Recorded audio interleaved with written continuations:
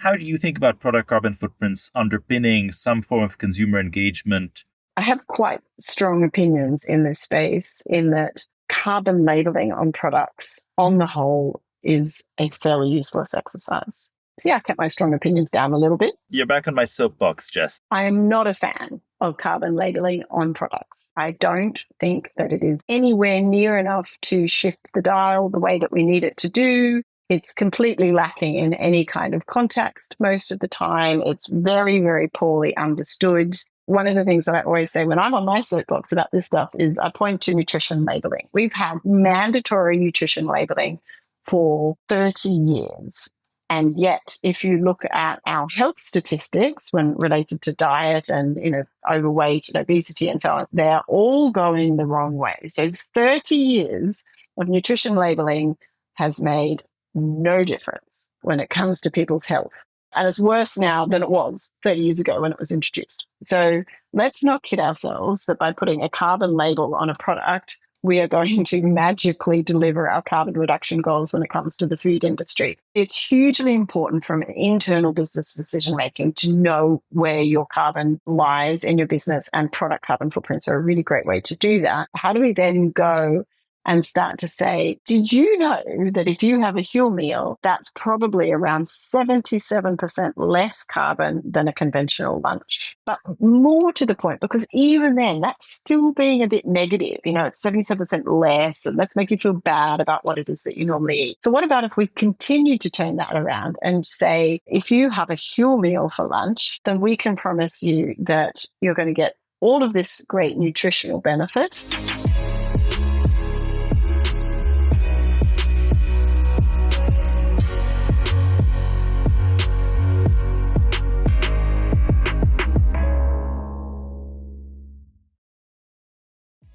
Around 6 years ago, I started walking into the office, I think it was 7 years ago, and I had this weird potion that I would bring and put next to the desk.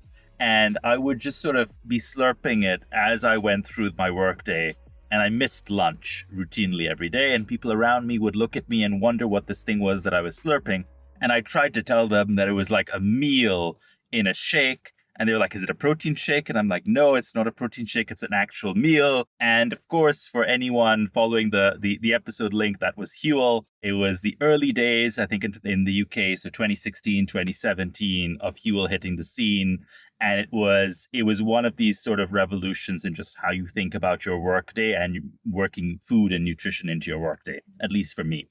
I'm super excited for us to be talking about Huel in a little more depth today. I'm also really excited that Altruistic actually works with Huel. And so several years later, we're able to be a part of the Huel story. Today, we're going to be zooming in on product carbon footprints and how to use them effectively.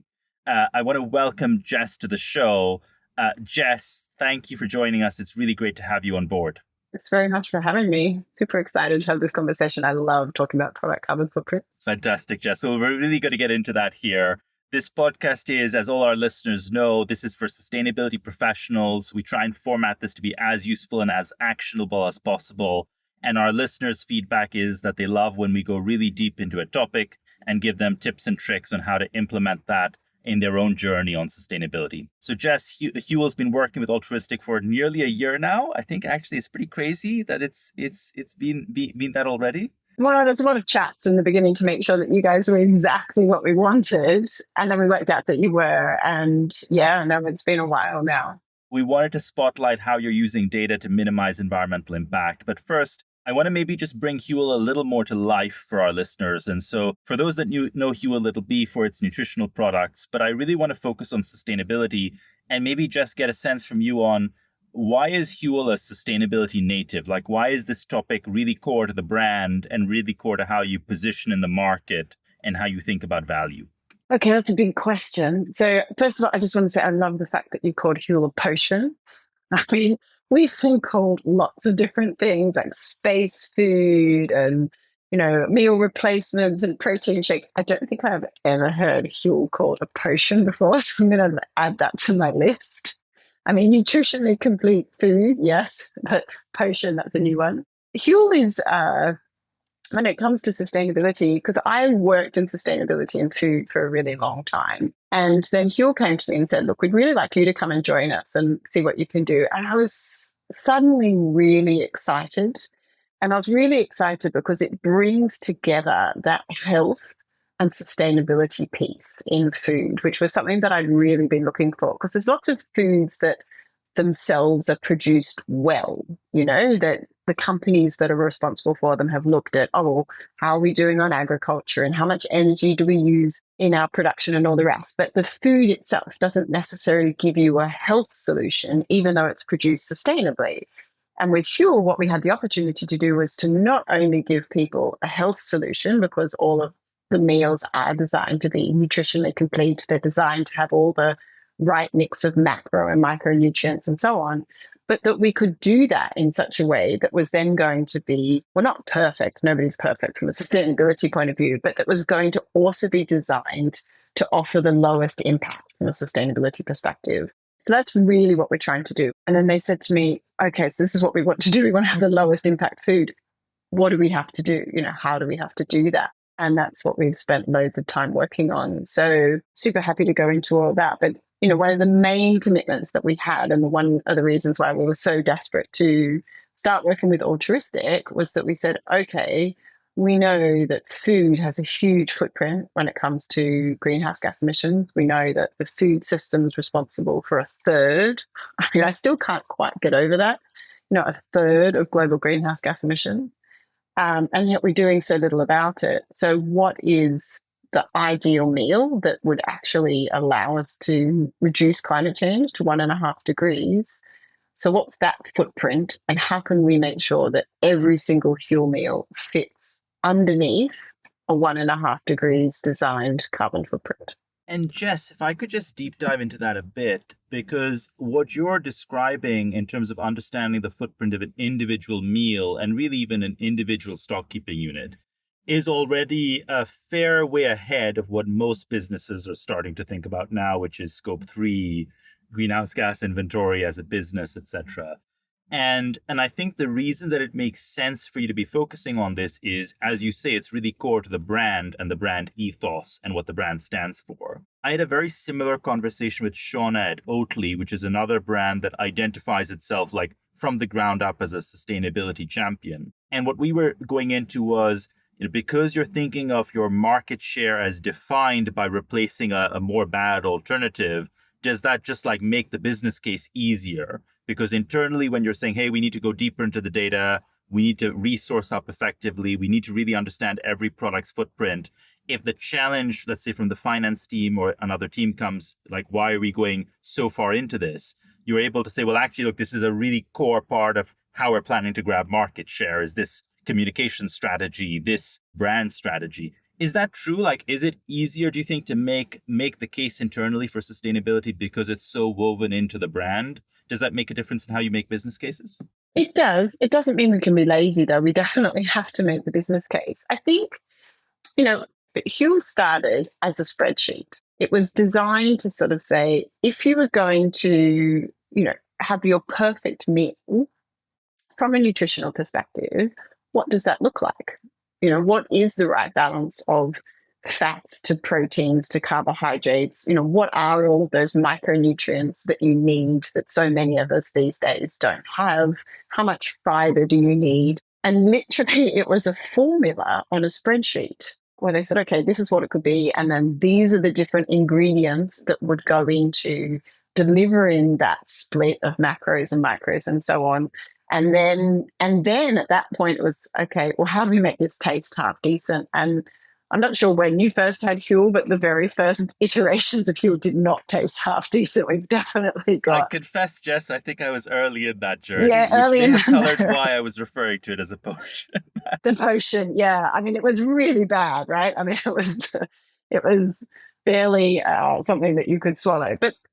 And we have got a lot better at that. These days, we've got loads of flavors that all taste much better. I need to make sure I sell my product here as well. But when you come from a product from that perspective, it's then much easier to say, okay, we've got that spreadsheet. What does that then look like from the sustainability perspective? So if we overlay that on top of the nutrition, what does that mean? So then how much carbon am I allowed, and how much water usage am I allowed, how much land usage, etc.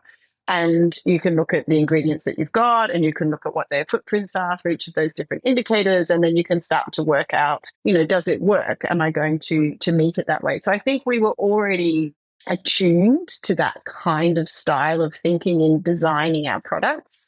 So it wasn't a huge leap to put sustainability over the top in that regard. We had a huge advantage from the start because we decided to be plant-based from the very beginning and to only use those plant ingredients, which of course have a lower footprint just naturally. But then we sort of said, all right, but how can we start to really refine it? And we dug down into what's the difference between brown rice flour versus a fava bean flour and so on. And so now we're at that stage of the detail in trying to work out how can we keep lowering footprints down. So the business case is easier in that regard because we have this obsession with trying to design the perfect meal and to trying to make sure that that's what we can deliver. And sustainability is a really big part of that. Jess, one of the things that I often talk about on my soapbox is this idea that like corporate footprints and scope 1, 2, 3 is not really very useful. And actually, we've sort of inherited this as a way that, national carbon budgets used to be made and then industry-wide carbon budgets used to be made. But actually, as a lever for business change, I find it, frankly, pretty useless. I know we need it for regulatory purposes and reporting and so on. But actually, I find product footprints are a more intuitive way to look at the actual impact that the business has because you sidestep a lot of double counting. It's much easier for everyone inside the business to understand because in the way that you're articulating, you can talk about like brown rice versus fava versus something else. You can actually put it into context.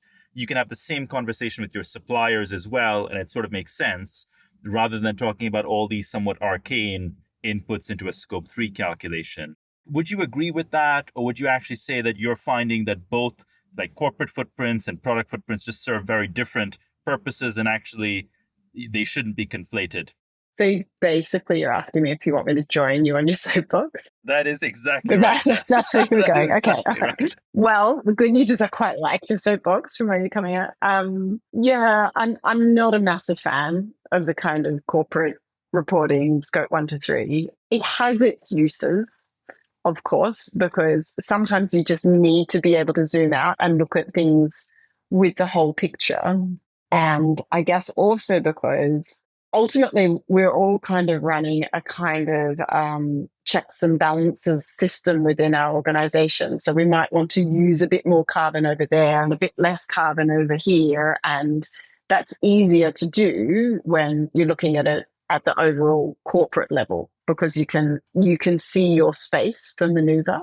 But when it comes to properly understanding where you're going to be able to make the difference and really sort of digging down into those hotspots and what might be driving them, for that, I definitely find the product carbon footprinting to be a more useful tool because you can start to identify things which are happening along different value chains. Because, of course, depends also on the size of the company, but different products that we produce already have quite different supply chains. So they might have a different version of manufacturing. They might have more transport associated with one product than another. They've definitely got different ingredients.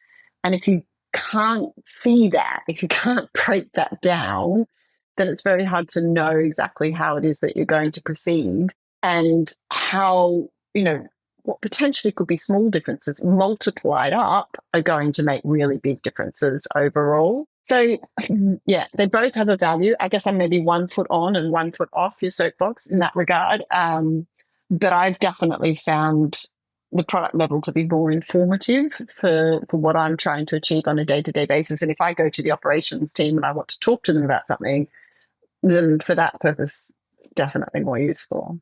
Jess, I'd love to lean into that a little more in terms of the data gathering journey. Could you tell us a bit more about just how you set up to do product carbon footprinting at scale, whether it's like leaning into the data side, leaning into anything around the supply chain, and bonus points if you could maybe give some indication to our listeners on how that was different for product carbon footprinting versus corporate footprinting? I'm a bit old school. I'm a veteran with this whole space now. My first product carbon footprint was with Innocent Drinks when I worked there. And we did 2007, it was, with the Carbon Trust. We were one of the first companies to do product carbon footprinting. So my first piece of advice would probably be to take a couple of paracetamol before we get started, because it can be really painful to get started on this process, and the data gathering is just heinous. And that's why organizations such as yours are now existing to help with that process and to try and automate it. You've kind of got to start with whatever it is you've got, right? I think that's one of the first things that we learn, both at Innocent Drinks and even now at Huel, is, all right, what's a kind of rough guess of what I think the breakdown of my footprint is going to be? I mean, with any food product, for instance, it's going to be heavily based on the ingredients, because so much of that carbon is used up in the agricultural stage. That would be my first kind of tip, is just start where you think that the majority of emissions are going to lie. And that's when we sort of discovered brown rice versus fava. This example that's just going to keep coming back throughout this conversation. And then when it came to sort of starting to work further up the value chain, we thought, okay, we think that there are other hotspots in this space, packaging. Again, not too painful, because we're all used to packaging tax now. And a lot of that kind of packaging data, we already have. It's already being submitted. And, often cases it's being done by a finance department. And maybe as the sustainability person, you're not even aware that that was happening. And so you need to sort of go and dig into and find these kind of things. And so packaging for us was another hotspot that we wanted to look at. And then freight, obviously is a really big area as well. Again, you sort of think, oh no, this is going to be a nightmare. But if you use any kind of third-party logistics providers for that, they're recording all this information anyway, of course, right? Because that's part of them looking at the efficiency of their operations, regardless of carbon. They want to know how much fuel they're using. They know where all their trucks are going. So data isn't so much of an issue. I mean, when I did it back in 2007, trust me, it was really, really painful. But these days I'm finding that not just driven by carbon, but just driven by sort of the general availability of data, it's not as bad as we thought in trying to sort of pull those different pieces together. I think the most difficult one for us has been around manufacturing, because we use third parties for our manufacturing, and it's very difficult for them to be able to say, down to the individual line, which is running fuel products, this is how much energy you use. But in that case, you sort of have to kind of apply an 80-20 rule, right? Because manufacturing on the whole for our products is a really small part of the footprint. There's no heat involved. It's definitely small. So we sort of go, oh, look, we could sweat the small stuff, but what's the point? Because it's going to be around 5% of the total footprint anyway. We'll take some assumptions in that space. So you really do have to kind of pick the battles that you want to fight, and the ones which are going to be more meaningful to go after, and relax a little bit on the other ones. And it's developing all the time in terms of how you can get that data and what gets moved around. So it is improving. And Jess, if you think about, let's say, a few big insights or a few things that you do differently as a result of having dived into the weeds on product level footprints, the brown rice to fava is obviously one great example.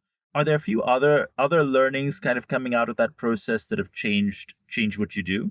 In terms of the differences that we've made to our products, yeah, absolutely. We learned a lot around ingredients.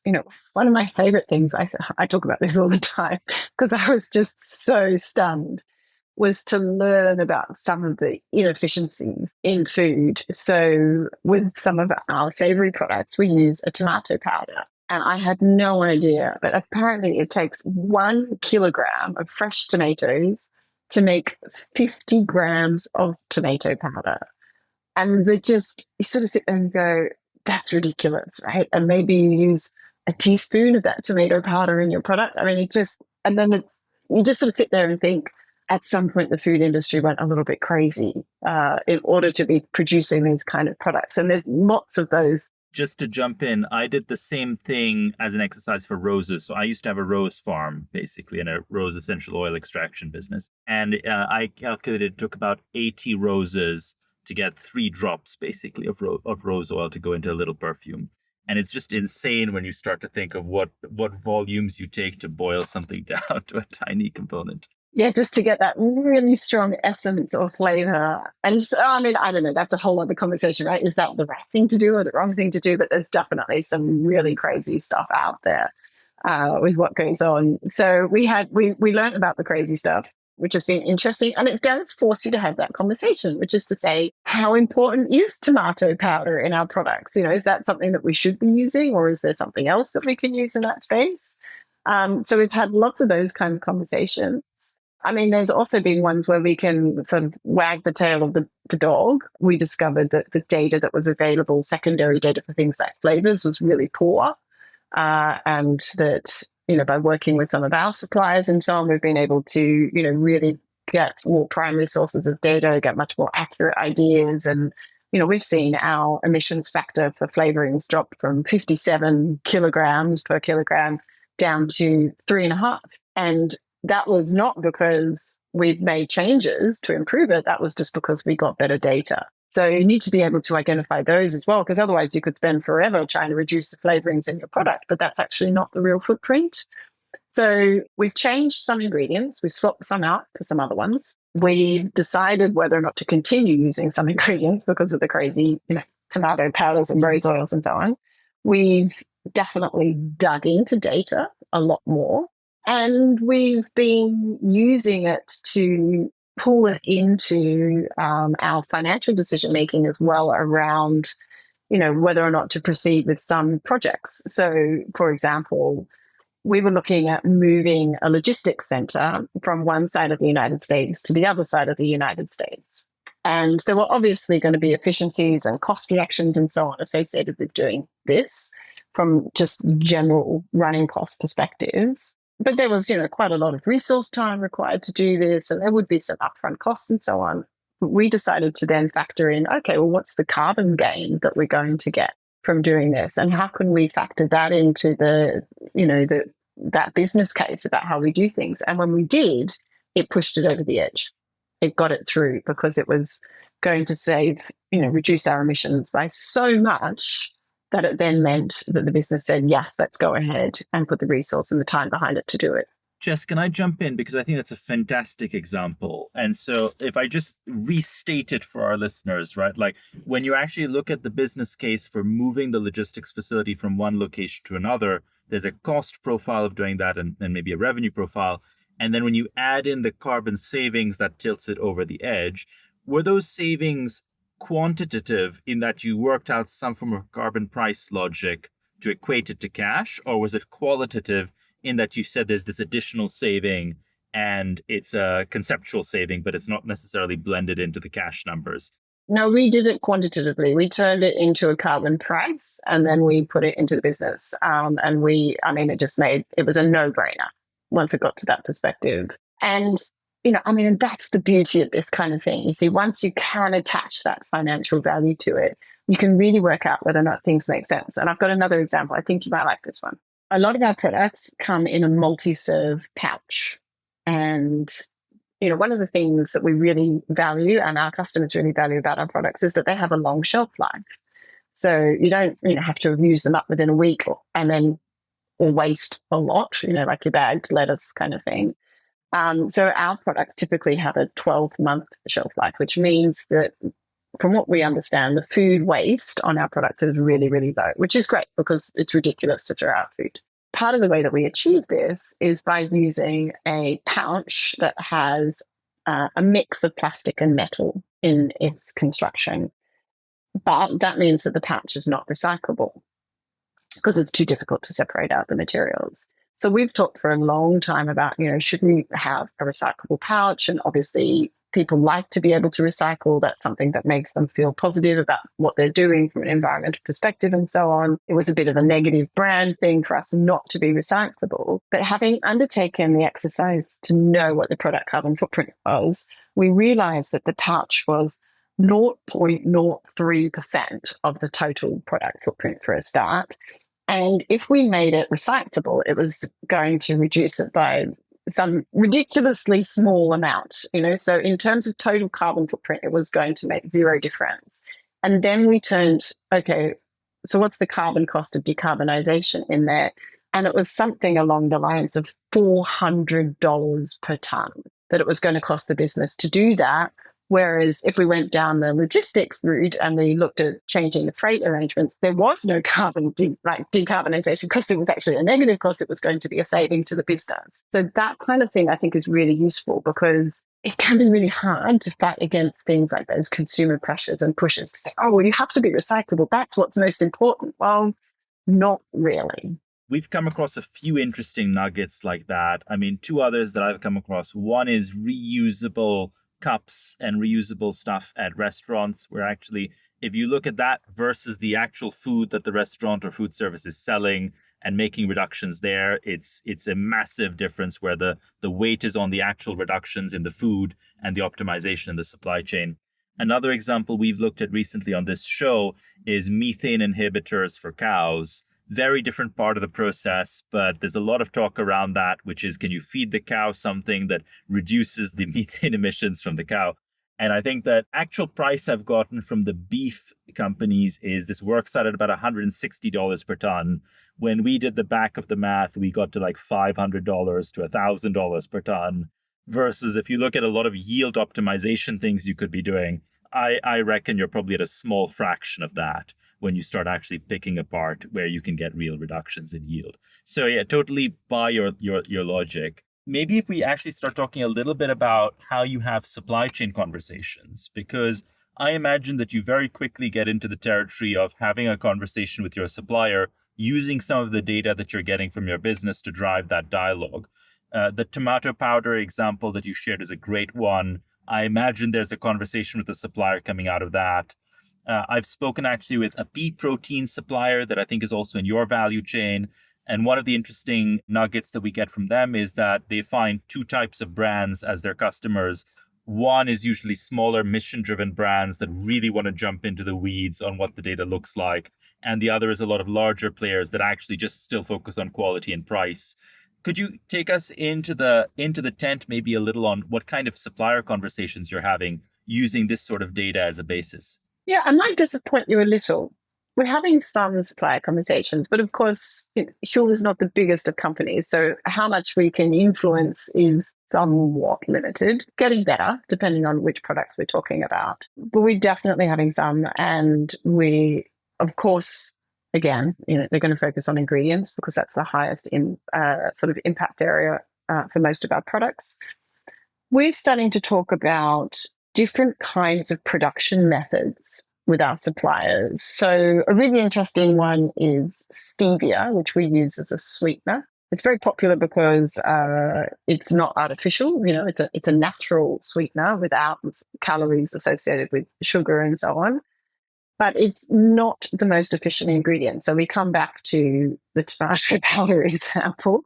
So stevia, to get the particular sweetness that we're looking for, the sort of just steviol glucosides that you can have from it, only 1% of a stevia leaf can be used to get that. And because the rest of the leaf is used in the process, 99% of the leaf is essentially wasted. Now, I'm massively oversimplifying this, but that's basically what it is. So the emission factor of stevia is really, really high. I mean, it depends, it can vary, but we're talking 500 to 700 kilograms of carbon emissions associated with 1 kilogram of this stevia product. And we took that to our stevia suppliers and we said, first of all, can you please explain it to me, preferably like I'm 6 years old? Why this is, I'm not a chemist, but talk me through the process so I can understand why it's so incredibly high. They didn't do that like I was a 6-year-old because I still can't explain it to you like I'm 6. But we did get to the point that they understood our concerns in this space and they started to talk to us about different kinds of alternatives that we could potentially use. And we're actually looking now at using a fermented stevia, which basically, to cut a very long chemistry lesson short, gets you to the same product with a lot less carbon in the process. And and it's really exciting. Fermentation in food is really exciting for all sorts of different reasons.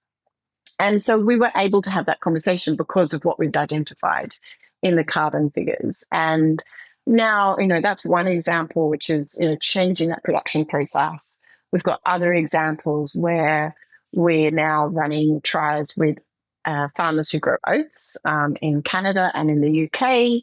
And they've said to us, it's really hard to get to the point that we're carbon neutral on our farms. And a big part of the problem is around the use of nitrogen fertilizer.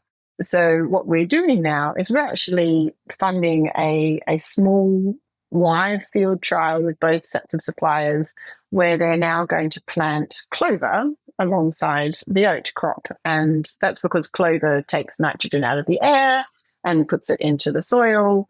And then the oats can take up that nitrogen and use it as part of their growing, and you use less fertilizer. So it's a great result for the farmers because they're going to have lower costs if they can reduce their nitrogen fertilizer, and it improves the carbon efficiency of the crop. And, the more that we go out and talk to our farmers now about, we're really interested in what we can do, not just on carbon, but also on water usage and biodiversity and so on. The more of these great examples we're finding. I found one the other day, I loved it. It was that if you grow chickpeas and flax next to each other, and I might get this the wrong way around, one of them loves water, I think that's the flax, and the chickpeas really don't. So if you grow them together, if there is too much water in any particular season, then the flax seeds will draw it up, and then the chickpea harvest doesn't falter, or it's not reduced, or you don't have as much disease problems and so on. So they are like these perfect buddies for growing together in the field. So we are talking with suppliers, and we're finding out these kind of things, and we're being able to put a little bit of funding behind testing them out in the fields, or, we're changing our products. So, the kind of insights that we're getting are fantastic in that regard. I don't know why you said you thought you'd disappoint me. I love the stevia example. I love the clover example. These are fantastic. I heard a similar story around to your clover one around rice and crayfish, where the crayfish feeds off the husks and therefore reduces the methane emissions. I think the supply chain is full of these. I want to dig a little deeper into the stevia example, just for instance. And so the conversation you had with your supplier there, can you tell us a little bit about how you went about making contact on that? Like, I imagine there's a procurement team on your side and there's a commercial team on the supplier side. And the dialogue that you're describing is actually not those stakeholders necessarily. It's maybe more your team and the R&D team, or your team and the sustainability team on the other side. Like, who are the stakeholders? How do you move from procurement meets commercial to where you're landing on actually re-engineering the product? We definitely have to start with the procurement team for an introduction, and they will tend to sort of ask their account manager or the supplier to sort of say, okay, well, this is our question. It really helps that we already are known for what we're trying to achieve from a sustainability perspective. Because when you explain it that way, then they sort of go, oh, okay, yes, well, we kind of know what it is that you're about. What I really tend to find is if you can go through that introductions process, if you can say, all right, we're really curious about why this is happening, and our procurement team will make the initial question, and who can you put us in touch with? And then, yes, we tend to get put in touch with a technical person or an R&D person and so on. But suppliers like their products, so therefore they like talking about them, and they quite like talking about themselves. I mean, the natural sort of human stuff in this space. So when you don't sort of go in accusingly and say, oh my goodness, this is terrible, you're the worst people in the world, but instead you just sort of say, look, I really kind of want to understand what's happening here, because this is the data that we've got, and there must be a reason and an explanation. And potentially, also for them, a chance to prove that data wrong, because a lot of us are using secondary data. So, they can sort of say, oh, well, actually, our primary data is different in that regard. So On the whole, those conversations are not particularly difficult as long as you don't go in accusing. If you go in and you sort of say you're doing it wrong, that's not going to get anywhere. But if you just show an interest to sort of say, please explain this to me, as I said, like I'm six, preferably, then we've had a really good response from them. They've always been up for having this conversation. And the other thing is, these days, everybody's got carbon targets. So they're interested to understand and go through this process. And a lot of the time, they haven't seen that specific data because maybe they're looking at it from the scope 1 to 3 emissions. We come back to our original chat. And therefore, you don't necessarily see it. Therefore, you might just say, oh, well, I'm looking at it from a processing energy point of view. But what I'm not actually looking at is at it from, coming from the bottom up and understanding, is there a different way that I could extract, these compounds that we're looking for from a leaf? Yeah, I think it's difficult if you're having this conversation with the supplier and the supplier says, hey, I'm moving to renewable energy across all my facilities. What more do you want from me? And actually you're talking at cross purposes here. Do you ever find that the almost the inverse of what you're describing happens, which is where a supplier, commercial or R&D team comes to you and says, hey, we have this amazing innovation. We think this will lower the product carbon footprint of your product by X. And if you procure this with us and you kind of have a long-term relationship with us to buy this, we'll develop this and we'll deliver this and we'll help you achieve that goal? Yes, that definitely does happen. Suppliers do come to us, and non-suppliers come to us all the time with, oh my goodness, we've got the latest answer that we can provide to you. I have to say, on most of these kind of fronts, I'm entirely cynical because there is no silver bullet. Any solution that we're tending to find, you have to have understood it, and anything that is going to reduce your carbon footprint by 75% is, if it sounds too good to be true, my experience generally, it is too good to be true. We've had people come to us and offer us sort of amazing packaging solutions. That's an area where we tend to get it a lot. This will be incredible for you and it will deliver so much carbon reduction. But usually what that tends to mean is either that the shelf life is going to go down. We might be going from something that was recyclable to something that's not actually recyclable, or it kind of is recyclable, but only with very specific waste management infrastructure, which is not widely available in the markets that we're selling and so on. So there's a lot of those. There's a lot of red herrings in there. And then occasionally someone will come to you with something genuine. So you really do need to know what it is that you're talking about and what kind of questions that you need to ask in order to sort of sort through that noise. And Jess, it sounds to me like what you're saying is that the pitch or what they're trying to achieve is the right thing, because you're also trying to actively do this with some of your suppliers. But the way in which they flesh that out and the way in which they think from your perspective tends to be incomplete, where actually, if they're coming with a packaging innovation and they did the numbers and they find out actually which locations this is going to be recycled in or not, what the characteristics are of that waste system, if they kind of rounded out the analysis, it would land better. Am I on the right track, or actually would you say what is your advice basically to these suppliers to do what they're doing better in making this pitch to you? My advice would be that, yes, sometimes they need to have done the numbers a bit more. In that particular regard, that they would need to have properly actually investigated who we were before trying to do a quick sales pitch in that regard. That would help. But in some cases, it's simply that it wouldn't matter how much of that they had done. It just isn't yet at a solution level. And it's tricky, right? Because sometimes you've got this sort of whole chicken and egg, lots of times you've got this whole chicken and egg situation going on, which is perhaps what they've got is actually a really great solution. And it does offer all those benefits that they're talking about, but without, coming back to the packaging example, without a waste management infrastructure that can handle the solution that they're offering, it's not viable. It's not something that we can progress with. And that's really hard.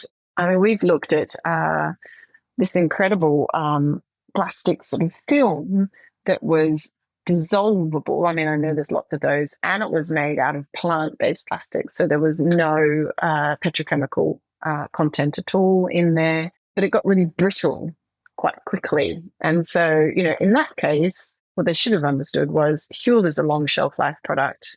We can't have a product that's going, a packaging that's going to break down within 3 months. So that sort of plays to your first sort of suggestion, which is that they needed to have understood us a lot better. But then you've got people who would come to us and say, what you really need is this special QR code on your packaging that will tell everybody how it can be recycled. This is the answer. When it goes through, material recycling facilities and so on, it will make sure that it's perfectly sorted and we have a lot less contamination. But then you've got a situation where and I don't think this was quite right, but only 3 out of goodness knows how many material recycling facilities in the UK are currently using their solution. So that's a real chicken and egg one, because the more of us that bought into doing that and, used it on our products and so on, perhaps that would encourage the waste management industry to use these scanners more and so on. And that would be a good result, but we're sort of stuck in this limbo period in the meantime. And in that case, it's not really Huel that they need to be coming to. They need to be going to really large movers of plastic packaging out there in the market. Yeah, I think there's a lot of room, Jess, for these sort of network solutions on the assumption that they have some scale to sort of tap in and get volume. The one I'm thinking about is Tony's Open Chain, and I'd love to get your thoughts on that a bit as well. Tony's Chocolate Only is another customer of ours. We're super excited by a lot of the stuff that they're doing in the value chain. And it looks to me like they're managing to now get traction also behind the open chain solution as a framework for approaching cocoa sourcing. And I think one of the reasons that has worked well for them is that they had themselves as an anchor customer, and then they kind of piece in other players and are now gathering volume. Do you think there's more, could you tell us a little bit more about how you see that initiative and whether you think there's room for a lot more of those maybe in different parts of the supply chain? I love Tony's Open Chain. I think it's such a great initiative because in the beginning, obviously it was really important for them as a brand to create a supply chain where their standards were so much higher than what was happening in the rest of the industry and to differentiate in that particular regard. And they did that, and they were able to, make great claims in that regard about what it was that they were doing, and more importantly, much more importantly, actually make that difference on the ground in West Africa. And then they said, okay, well, if we want to be true to our mission, then we'll open this up and we'll let other people use our supply chain. And then we'll actually be delivering, more benefit on the ground in terms of what's going on. So for us to look at our cocoa sourcing at Huel and to say, we want to make sure that we're doing this as responsibly as possible, it was a no-brainer to go to Tony's Open Chain and say, we would like to be part of your system. We'd like to buy from the cooperatives that you're working with on the ground there, and to join and to be part of that. Obviously, then we need to get more volume into that value chain now, and that's the challenge. I think the only difficulty that you've got there is because it was started by a brand. Even though they've taken off Tony's from when you talk about Open Chain, they just talk about Open Chain. Everyone still calls it, as you have just done, Tony's Open Chain. And, it comes back to, if you want to drive real change, you've got to put that volume demand behind it. So we need other really big chocolate companies to come and to buy into that particular standard and to make sure that that is the way that they do things. And of course, if they're a competitor to Tony's, they're not going to adopt something which is called Tony's Open Chain. That's not in their interests. I mean, can you imagine the marketing department conversation in that regard?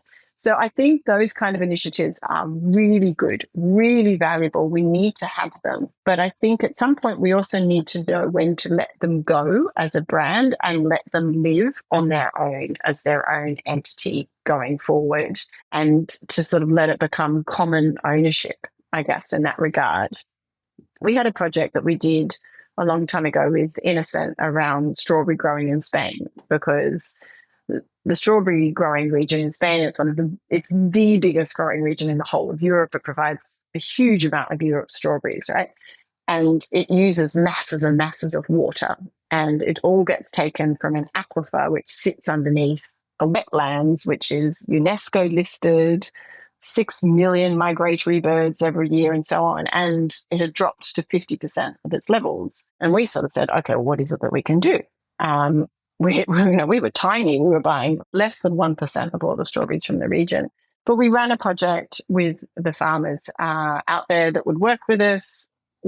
Long story short, we identified that with using a predictive app and some different species, they could reduce their water usage by 40% across the board, which was a fantastic result. But what we had to do is we had to let that go from being an innocent project. So we invited in lots of other players. We invited in Tesco, we invited in Marks and Spencer's, we invited Danone to all come and own that project. Thankfully, they did. They saw that it was a great thing to do. And now it's actually a project that's owned and funded by the EU. So even though it was Innocent's project, we had to let it go and be part of the greater group. So I think there are challenger brands out there like Tony's that are doing a fantastic thing. And then at some point, we need to let that become public property. Yeah, especially if you're getting into the space of defining standards, it's very hard for you to have your brand on the standards and expect other brands to also subscribe. Speaking of brands, and we kind of started with product carbon footprints. We talked a bit about operational level decisions. I love the logistics switch example. We've talked a lot about the supply chain, which I think is fantastic. I want to maybe reflect a little on the consumer communication and narrative side of product carbon footprints and just how you're using this to engage consumers. One of the examples I think you reflected on is just recycling is not just about emissions reduction. Recycling is about consumer engagement and something that makes the consumer feel better about themselves. I think the QR code and kind of how you can actually treat the packaging is another way that brands are actually getting consumers into the tent with them. How do you think about product carbon footprints underpinning some form of consumer engagement or awareness? So consumer engagement in the space of food is obviously hugely important. If we've got food being responsible for so much of our global greenhouse gas emissions, then there needs to be changes made. And whilst we can do a certain amount in agriculture and we can do a certain amount with food waste, getting people to undertake some level of dietary shift is going to be incredibly important if we want to meet, global targets and try and keep climate change under control. So we do need to communicate with consumers on this. I have quite strong opinions in this space in that I think that carbon labeling on products on the whole is a fairly useless exercise. Yeah, I kept my strong opinions down a little bit. You're back on my soapbox, Jess. Back on your soapbox. I am not a fan of carbon labeling on products. I don't think that it is anywhere near enough to shift the dial the way that we need it to do. It's completely lacking in any kind of context most of the time. It's very, very poorly understood. One of the things that I always say when I'm on my soapbox about this stuff is I point to nutrition labeling. We've had mandatory nutrition labeling for 30 years. And yet, if you look at our health statistics when related to diet and, overweight and obesity and so on, they're all going the wrong way. So 30 years of nutrition labeling has made no difference whatsoever when it comes to people's health. And, and it's worse now than it was 30 years ago when it was introduced. So let's not kid ourselves that by putting a carbon label on a product, we are going to magically deliver our carbon reduction goals when it comes to the food industry. Having said that, I think that it is important. Obviously, it's hugely important from an internal business decision making to know where your carbon lies in your business, and product carbon footprints are a really great way to do that. And we haven't got this, mastered yet either at Huel.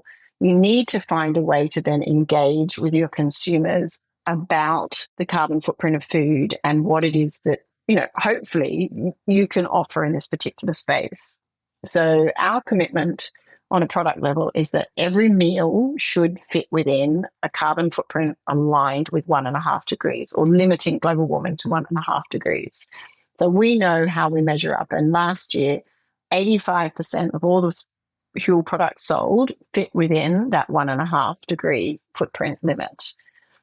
So how do we then go and talk to consumers about that? How do we then go and start to say, did you know that if you have a Huel meal, that's probably around 77% less carbon than a conventional lunch? But more to the point, because even then, that's still being a bit negative. It's 77% less, and let's make you feel bad about what it is that you normally eat. So what about if we continue to turn that around and say, if you have a Huel meal for lunch, then we can promise you that you're going to get all of this great nutritional benefit. So let's sort of appeal to you first on your selfish interests or your personal interests in that particular regard. And you're going to be doing a really great thing in terms of trying to limit climate change. So, trying to talk to people in that sort of what's in it for them, what's in it for the greater good of the world way, I think is so much more powerful than trying to sort of say, here's a carbon footprint on a product. Because when people choose food, they're going to choose it on taste, and they're going to choose it on price, and they're going to choose it on traditions and culture and what they're comfortable with and so on. And those things are all going to be so much more important than what the carbon footprint of the product is. But if you can use your product carbon footprint internally to make sure that you're doing, everything that you can as a company and offer out that meal, and then make them feel really warm and fuzzy about what it is that they're purchasing, then you get brand loyalty, you get customers, repeating their purchase and so on, and you get it more into their sort of day-to-day routine because they understand all of those benefits that come with it. I have two takeaways from this. One is that the communication and how you use this data to build a narrative with your consumers should be really based around how you're already building your brand narrative with consumers. It's not slap a number onto the product and hope that it does the work for you. It's actually work this into the existing way in which you're building brand. The second takeaway is that I am seeing this challenger playbook emerging, which I see Oatly and Gusto and also actually Huel using, which is given that the base product is defined by almost by virtue of the alternative, where you say, look, actually, you could be eating a regular meal, but this is better, it's cheaper, it's more efficient, it's better performance, and it's lower carbon footprint. The Oatly narrative is, hey, you could be drinking dairy, but actually this is better, it's more humane, it's more ethical, it's also lower carbon footprint. And with Gusto, it's the same thing versus supermarkets. And actually kind of seeing how the carbon footprint reinforces that narrative, again, just builds on what your business is already developing for itself, which I think is a more sophisticated way to approach the problem. I'm conscious we're approaching time, and so I wanted to sort of wrap up, Jess, and try and attempt a summary of all the fantastic insights you've shared with us. And so I'm going to try, and then tell me if you think I've missed something and we should go back and recap.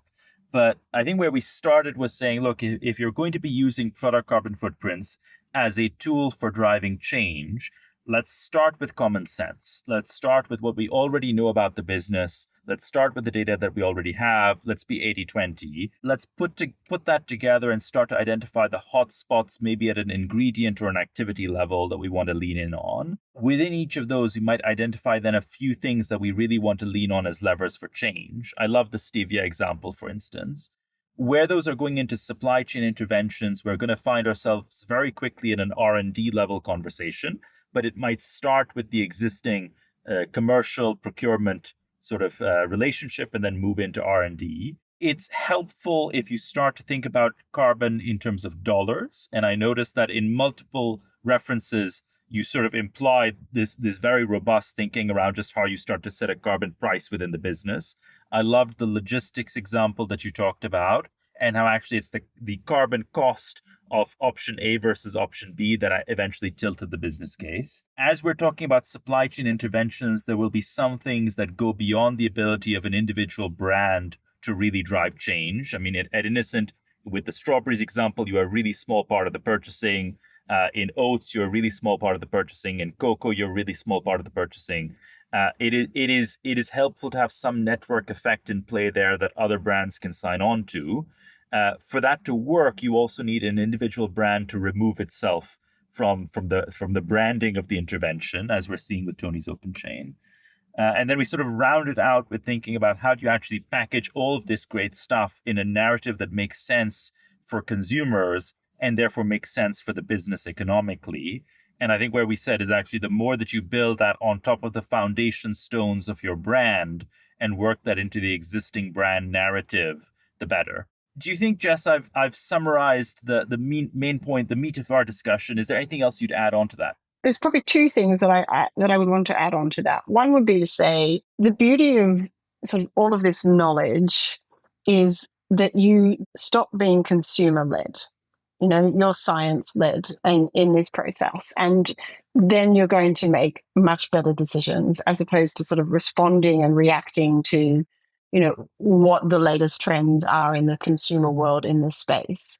And I'm not saying you shouldn't listen to your consumers, but you need to explain to them about what your approach is and why it is that you're doing the different things that you're doing. And if you can explain that based on a really good understanding of your business and a really good understanding of your carbon footprint and so on, that is so much more powerful. Don't be consumer led is absolutely of utmost importance in the space. Know what it is that's going on. And I think the other one is that it doesn't really matter.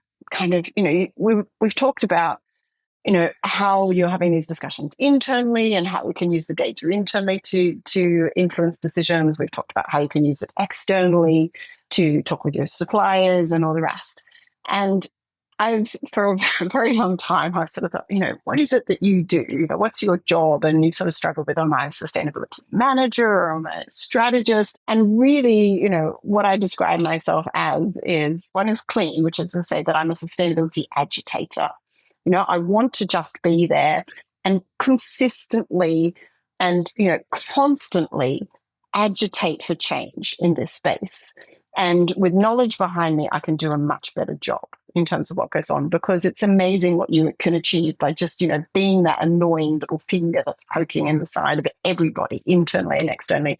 The not so clean version of that I use is that unprofessional pain in the ass. Ultimately, that is what it is that we need to do. And once we've got the information to be able to do that, we can do it so much more effectively, and to, yes, be an agitator, but not in a negative way, but in a kind of, how can we all get out there and make this better? And when you've got that enthusiasm and energy, it's so much more powerful. I love that, Jess. And that's a fantastic note for us to bring this to an end on. Thank you so much for joining us. Really, really, it's been a blast having you. I don't know where we ended up on the soapbox. I feel like you had 1 foot on, 1 foot off, and then you put the other foot back on as well. So I think we're ending on the same soapbox, Jess. It's very comfortable. I like this soapbox. I'll stay. Thanks a lot, Jess. Well, fantastic. That's a wrap. Thank you so much to our listeners for tuning in as well. We're going to be running a special on product carbon footprinting as a webinar also. So if you enjoyed any of the insights you're hearing here, please feel free to tune into that, and we'll go for a deeper dive as well. Tune in next time. Thanks so much.